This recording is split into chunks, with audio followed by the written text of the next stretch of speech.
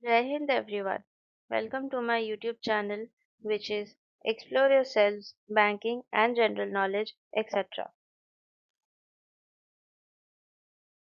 Memoir of My Banking Journey by Mr. V.H. Ramakrishnan, retired General Manager of Bank of India.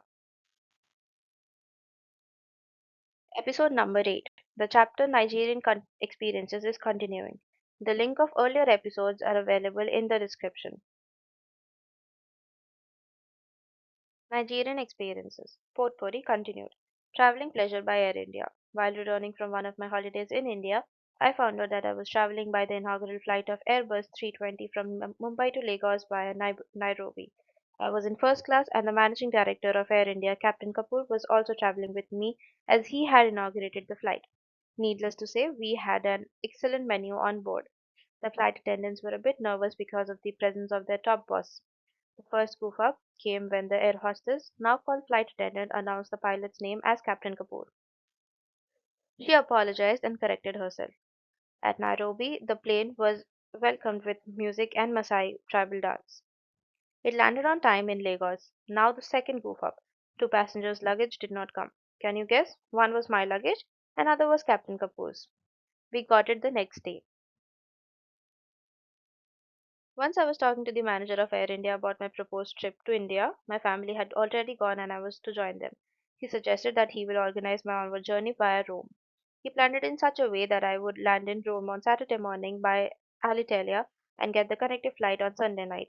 Being the first class passenger, Air India would provide hotel accommodation in Rome from Saturday morning till Sunday evening.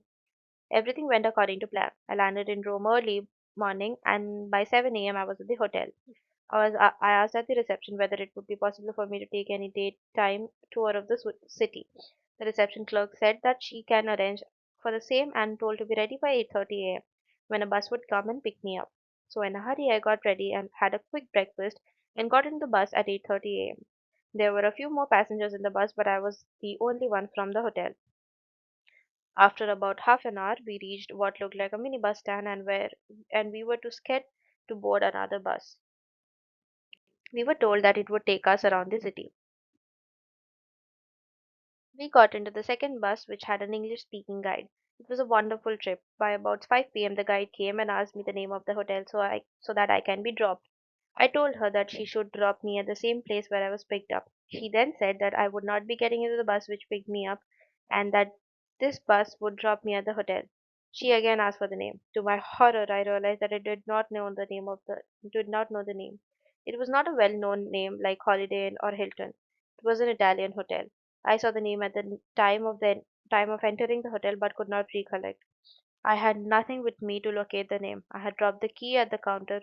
She told me to calmly think it over. I scratched my memory, and after about 5 minutes, I told her a name which had some 50% resemblance to the name of the hotel. She guessed correctly and dropped me at the right place. That was a good lesson. Thereafter, I always made it a point to, in a foreign country, to first write down the name and phone number of the hotel and keep it in my purse. Protocol. We must learn to adopt the practices followed in a foreign country whether we like it or not. Whenever we attend a dinner or lunch, where the High Commissioner or Ambassador was a guest, we should not leave the place until the High Commissioner leaves. At one time, we had a problem in Lagos. We had a very learned High Commissioner, he is now no more, who could talk on any subject with full knowledge. But he was fond of drinks and would not leave till 1 or 2 a.m. Slowly people started leaving before him. However, I, with great difficulty, followed the tradition and stayed back, though half asleep. I do not know how many of you are aware that an outgoing High Commissioner or Ambassador does not meet his successor. The new High Commissioner lands only after his predecessor leaves the country. This is because at a time two High Commissioner cannot be present in a country. I slightly I also slightly goofed up on protocol. I had mentioned about Officer K. Rajagopal being posted to Lagos. When the details of his arrival was communicated, I decided to go to the airport to receive him since I knew him. Being his first overseas visit, I thought he will feel comfortable if I receive him personally. But it was never the practice for the executive director to go and receive an officer at the airport. When I landed in Lagos, only the officers came, not my predecessor. In fact, I landed in Delhi to take charge as zonal manager. Only the PRO came to receive me. not even the DY zonal manager, because that was the practice in India. Later on, I came to know that this had sent some wrong signals to the Nigerian staff. They had never heard of such a thing. Besides, they thought that the new officer is very close to me. WAI, I had mentioned about the chaos at the airports. In general, there was no orderliness and discipline in the country.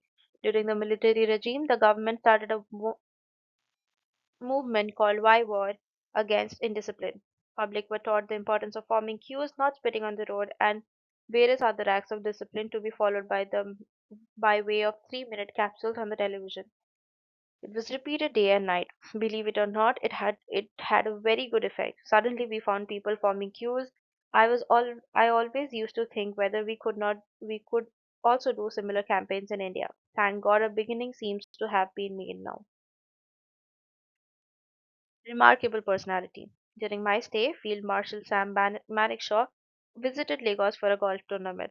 One of our customers, Chief Chandrai, hosted a dinner in his honor. When the chief guest came we were all introduced to him. There were more than 50 invitees.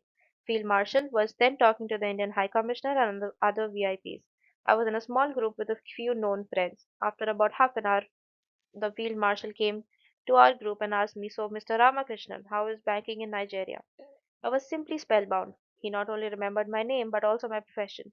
What a memory! I felt greatly honored. IMF loan. Nigeria was in a financial mess, so the government decided to approach IMF for a loan. After long negotiations, IMF agreed to grant a loan with conditions. But there was opposition from many quarters. From taking a loan from IMF, public opinion was also building up against the loan. Sensing the mood of the people, the government said that they would like the country to debate about pros and cons of taking a loan. Immediately, this issue became a hot topic of discussion in the country. Meetings were held. There were articles in the newspapers. Remember, this was happening under military regime. I was once traveling from Kaduna airport in a taxi to the branch. I casually asked the driver of his opinion about IMF loan. For the next half an hour he gave me a lecture on why the country should not go for the loan. I was amazed at his clarity of thinking. His main contention was the people running the government would siphon away from the money. The general public always felt like a major portion of the oil money was swindled by politicians. The government took an interesting decision. Bowing to the wishes of the people, the government decided not to avail the loan but to fulfill all the conditions laid down by the IMF so that the economy could be improved. I do not think that any other country would have taken such a step. Not for money alone. There's a feeling that in Nigeria you can get anything done by paying money.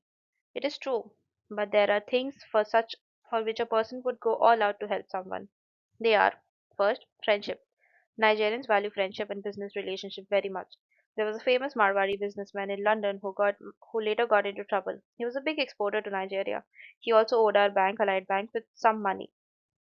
One Nigerian business woman came to me one day and said, "I have benefited a lot from Mr. who is in difficulties and is now in trouble. If you can open letters of credit for and dash amount, I will pay his loan from my profits." We did the deal and fully recovered our dues. Second, classmates. The bond between schoolmates and college mates is amazing. It is a lifelong relationship. Third, people from one's native place. A Nigerian will go all out to help people from his village. It is common practice for many to drive down to their village every weekend. Tailpiece, that is Bank of India. In the late 50s or early 60s, Mr. Kirimboy was the comptroller of accounts in Bank of India. On January 1st every year, he used to pass a voucher debiting his SB account with rupees 5 and crediting P&L account of the bank with the narration for inadvertent use of office stationery for personal purposes during the previous year. Starting salary of an officer in those days was perhaps less than 400. This was told to me by Sri R. Nagarajan, retired GM who had the good fortune to work with Mr. Kirimboy. Starting troubles. Perhaps they should have come at the beginning. Now it is becoming at the fag end of my Nigerian experiences. When I look back at it, it is amazing how many ups and downs I faced before starting my assignment in Nigeria. I had mentioned earlier about my selection as executive director of Allied Bank of Nigeria while when I was in Nairobi. I was very happy since it was a morale booster for me. I was at the time a little down due to Pillai committee recommendations which affected my seniority, explained later. The main attraction in the new assignment was the possibility of traveling to India every year as one board meeting used to be held in India. Now, when I accepted the offer, I had requested Mr. Reje GM that I would like to stay in Nairobi till my son wrote the O-level examination. He said there won't be any problem and that there is no urgency to go to Lagos. I could take my own time, but things started moving very fast. Head office told me I should try to go to Lagos as early as possible. They suggested that I should encash my leave and cut down my stay in India. I was looking forward to a stay of 3 months in India, and as in those days we were giving home leave only at the end of the tenure. My reliever was also sent early and I had to hand over charge to him. Still, there was one more month to go for my son to write his exams. HO agreed for my availing home leave and spending it in Kenya itself and allowed me to retain the house but asked me to surrender the car, which I did. One day I went to the bank by bus and after the job was done, I started walking home a distance of 5 kilometers. Walking is not a strain in Nairobi climate. I felt shy to ask a lift from anyone. While I was walking, a local officer, Mr. Trivedi, stopped his car and gave me a lift. He was quite upset that I did not have a car and arranged with a friend to lend a car till I left the country. More about Mr. Trivedi as and when I write about my Kenyan experiences, they are equally eventful in Nigeria. I encashed a month's leave. I left Nairobi the same day as my son finished his examination. What pained me was Echo cross-checked with an officer who had returned from Kenya before me and about the academic term and the examination dates. I had just 1 month's leave to be spent in India. At the end of my leave, I was asked to report the head office international department. I was told that I will have to wait for the permit and prepaid ticket to come from Lagos. Believe it or not, I had to spend more than 30 days waiting for those formalities to be completed. Down. I had never worked in Mumbai. I was staying with a relative in Vikhroli. For a couple of days, I tried to board a local train from Ghatkopar, but failed miserably. So from the third day, I started taking a bus from Nariman Point though the travel time was about 75 minutes. One day I got in the bus, two or three people started pushing me to the front, and a couple of people refused to move and were trying to push me back. It was a planned strategy. By the time the bus reached the stop, they all got down along with rupees 100 which I had kept in my pocket. That was my first experience of a pickpocket. Luckily, my purse was safe. I had the practice of keeping money in two places. Still, I had a mild shock. One morning, I was told that I would be appearing for an interview for Scale 4. Interviews were to be held later for others. Since I was to go to Nigeria, HO decided to get my interview over before I left. The committee consisted of Ms. Gupte, Dahotre, and Pandya. Of these, I only knew Mr. Pandya, who was earlier manager of Bangalore branch, while I was in charge of community banking department at the zonal office in Chennai. The interview went off well. My only regret, I had no time to prepare for the interview since no notice was given. But I was happy that my long wait for the interview was over. Due to the anomalies in Pillai committee recommendations, which was constituted to restructure the pay scales and promotions of PSPs, my seniority by basic pay was overlooked and actual number of years of service only was taken into account. I had waited for 3 years to be called for the interview. For almost 2 weeks, I used to go daily to Air India office to find out whether the PTA prepaid ticket advice has come. Around 1 p.m., Air India used to announce the names of passengers whose PTA had come. At long last, one afternoon, my name was called and I collected the PTA. It was from Mumbai to London to Lagos. Mr. K.L. Salmon, the then chief executive of UK branches Paris, was yet to be opened, had requested HO to ensure that I had spent 1 week in London so that he can brief me about Nigerian operations and the London connection. I reached the Mumbai airport for my flight and stood in the queue for getting my boarding pass. When my turn came, the counter clerk told me to go to the next counter. I asked him the reason. He said my ticket is upgraded to business class and that the next counter can only issue the boarding pass. I did not understand. I said that I only have an economy ticket. How could I go by business class? He then explained that my ticket is for a fully paid economy fare, that is, no cheap or discounted fare, and hence it is upgraded to business class. So I moved to the next counter. First surprise was a lounge card. Then I boarded the flight, which was a Boeing 747, and the flight attendant directly directed me to go to the upper deck. I never knew till then about the existence of an upper deck. With a childish enthusiasm, I climbed the spiral staircase and reached the upper deck. To my surprise, I found the upper deck consisted of only business class. First time in my life, I fully enjoyed the luxury of a business class. I landed in London and was received by Mr. Mobidji, a local officer of an Indian origin. He was a very pleasant person, fair and with chubby cheeks, reminding one of the Glaxo baby. A good PRO type, he took me to the YMCA where a room had been booked for me. Our London office was then in Telegraph Street. He gave me clear instructions as to how to reach the London branch by tube train. It was a noble experience to travel by tube. London branch. I think this is a good opportunity to tell about London branch of those days. We, in South, had heard a lot about the London branch from two or three officers who were lucky to be posted there. It was therefore a pleasure to visit the branch. The branch was in a lower floor and the chief executive's office was in another floor. One of the training officers was acting as officer secretary to the chief executive. If my memory is right, Mr. Narendra Prasad, who retired as general manager, was the secretary at the time of my visit. The secretary was one English lady, Miss Rose. Rose was like fixed asset at the chief executive's office. She was very capable, jovial, and a pleasant person. It was rumored that she was drawing a salary higher than the chief executive, as her salary was covered by the local regulations. Once she served me coffee and told me with a wink that the cost of the coffee is £5 because she has prepared it, taking into account the cost of her salary. The manager of London branch was Mr. Raina. He was a serious looking person. I used to wonder whether he would laugh loudly on any occasion. But the real person who was in charge of administration was one of Mr. Dighe. Mr. Dighe initially went on to transfer to London and then he quit the bank at the end of his term. He was so efficient that bank took him on contract basis and virtually he was in full control of the branch and was the right hand of the manager. He worked for many years and the managers had a comfortable time with him as a man Friday. When I met Mr. Dighe around 4 p.m. on one day, I found his table full of the yellow sticky notes. I asked him about him.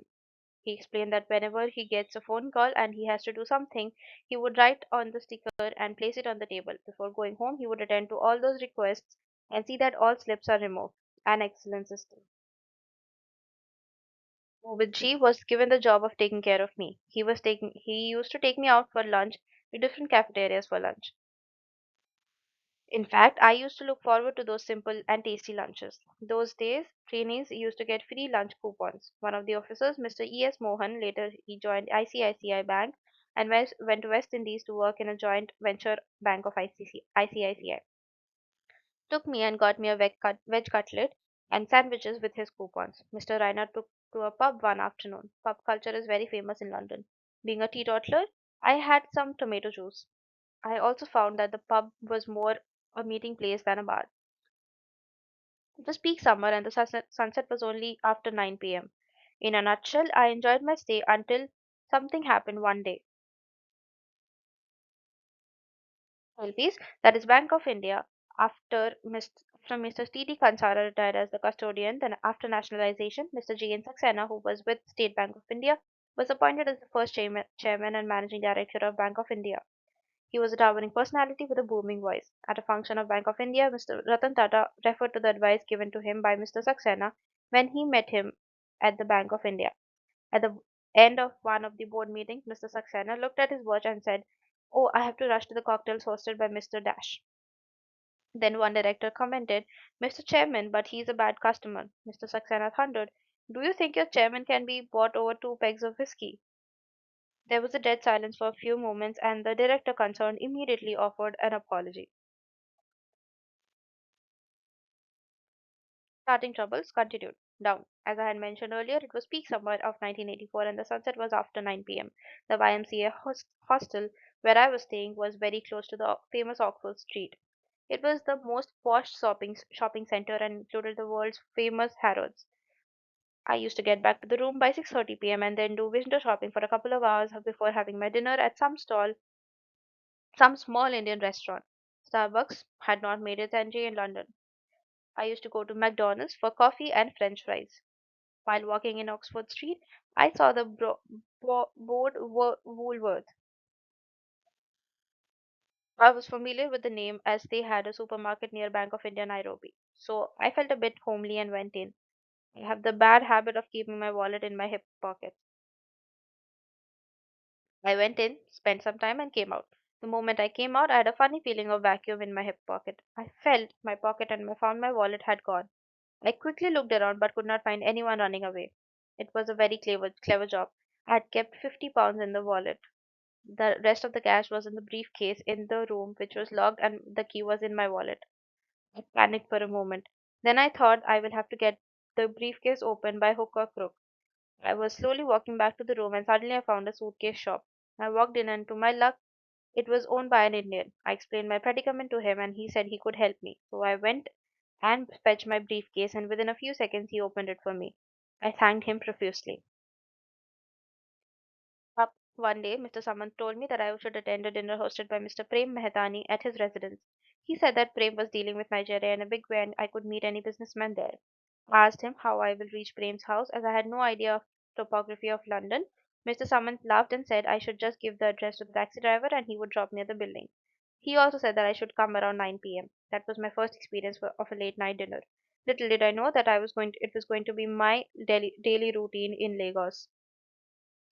So at 8:30 p.m., I hailed a taxi and gave the address to the driver. Without a murmur, he nodded his head, and within 30 minutes, he dropped me at the doorsteps of the building where Prem was living. I came to know later that to get permit of to work as a taxi driver, one of the tests is to locate an address. The building had many flats. I tried to open the main door but found it locked. I was puzzled. Then I saw a small plate with numbers of flats and a button near the number. I pressed and heard a voice, but I could not make head or tail of what the person was saying. I just stood there. Nothing happened. I learned later that as soon as I heard the voice, I should have identified myself and then I should have pushed the door. I spent another 2 minutes wondering what I should do. Then a car came and an Indian couple came to the door. They also pressed the button and pushed the door open. I walked in along with them and heaved a sigh of relief. I was warmly welcomed by Mr. Prem about his brother Lalu Mehtani, and I had written in my earlier installments and introduced me to the other guests. Mr. Samant walked in after half an hour along with his nephew who had come from India. Among the guests, I am able to remember only Mr. Arjun Melwani. He is the owner of Commonwealth Finance Company, Hong Kong, managed by Bank of India. Mr. Melwani looked very aristocratic in his appearance. He sat by my side and he said he has the God-given capacity to judge a person from his face and said that I would be a great success in Lagos. He also added that he is not flattering me but is saying what is coming from his heart. Even though I still had a feeling that it was a form of flattery, it was pleasant to hear some good words. Shocking prediction. I was sitting on a stool at the bar with a soft drink. On my right side was Mr. Saman's nephew. We were chatting something, and my right hand was lying on the bar desk with my palm up. He suddenly asked me whether he could see my palm. I said that was fine with me. He looked at my palm and his face became very serious. Then he asked me whether I know Hanuman Chalisa. I replied in the negative. Then I asked him what the matter was. He hesitated and after some persuasion he said that my lifeline is short and it shows life up to 45 only. I was 43 at that time. He suggested saying Hanuman Chalisa every day might help me. I was a little shaken. I suddenly remembered a similar prediction about my lifeline by my colleague when I was doing chartered accountant's course. I was at that time 21. He also told me that my lifeline stops in 40s. I normally do not consult an astrologer or palmist. I felt it is nearly impossible for anyone to predict the future. So I did not take this seriously. If the prediction had come true, I may not be writing this. I also did not chant Hanuman Chalisa. However, advised by our Guru, His Holiness Sri Jayendra Saraswati Swamigal of Kanchi Kamakoti Peetham, I used to chant Aditya Hridayam every morning. He had told me that this would help me overcome the hurdles which I may face. This was prayer to the sun by Lord Rama during his fight with Ravana. Besides, I used to chant my daily prayers. The only thing that happened to me when I was on a holiday in Chennai. I was in a taxi and was traveling in Kilpa Garden Road. We passed a lamp post and within 2 seconds it fell across the road. That was a narrow escape. It was time to leave London. I went to Gatwick Airport to board the flight by Caledonian to Lagos. With excitement of a child going to a new school, I traveled to Lagos. There were quite few Indians on the flight, but no known faces. Finally, landed in Lagos by midnight. Down, I entered the airport. I was given an indication that somebody will be receiving me immediately after immigration, but I did not find anyone. The place was full of people with huge luggages. There seemed to be a lot of confusion and chaos with some difficulty, and I completed all the formalities and came out. It took me almost 2 hours after landing. The moment I came out, I saw all the expatriate officers waiting to receive me. I knew two of them, Mr. B.R. Parthasarathi from the date of his joining, and Mr. Salgaonkar, who was lecturer at the Joint Staff Training Colleague and has taught me. I do not think his college I do not think this college, which was run by Bank of India and Bank of Baroda is in existence. The other two officers were Mr. Malhotra, who was earlier that the government had demonetized the currency note that day, and hence the chaos everywhere. There was tight security, and hence they could not come inside the airport. They took me to the guest house at around 2 a.m. ALPs. That is Bank of India. In 1966, when I joined the bank, Mr. Y. Sankaria was a clerk, a sincere worker who would not waste time in chit-chatting with others during office hours. In due course, he got promoted as an officer and was posted to Nampally branch, Hyderabad. By sheer coincidence, his house was just across the street.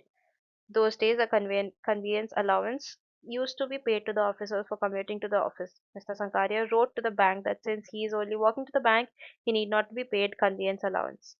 This also happened in Bank of India. During the same period, there was a clerk, let us call him X, who requested his officer to grant him 1 hour permission as he had to go out on personal work. The officer found X doing some work around 4:30 p.m. He was surprised and asked him what he was doing. He replied, my personal work got cancelled. Now I'm doing overtime since you had granted me permission from 4 p.m. Those days there was no restriction on overtime. X was very particular in money matters. Later on, he tried to change the products in his loan account for two-wheelers so that the interest amount would be less. He was caught and the union had to plead with the zonal manager to save him. The episode Nigerian Experiences is continuing. Thank you very much for your patience. Please like and share this video and subscribe to my YouTube channel.